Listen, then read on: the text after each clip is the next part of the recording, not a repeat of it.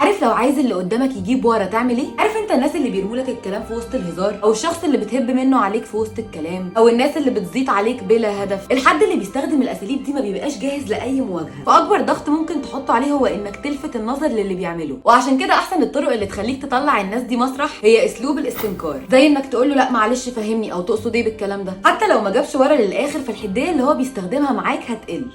كلنا اتحطينا في موقف انك تبقى داخل مكان جديد عليك ولسه ما تعرفش الناس قوي، وتلاقي شخص معين كده بيتعامل معاك ببرود، مع ان لسه ما فيش ما بينكم خير او شر. اخلق اي موقف بينك وبين الشخص ده واطلب منه طلب صغير جدا، زي انك تستلف منه قلم كتاب، بعد كده تشكره بطريقه فيها كتير من اللطف والتقدير. لما بتعمل كده انت بتمنح اللي قدامك سعاده الاحساس بالاهميه وفرحه مساعده الغير، فبيحصل نوع من الود المبدئي.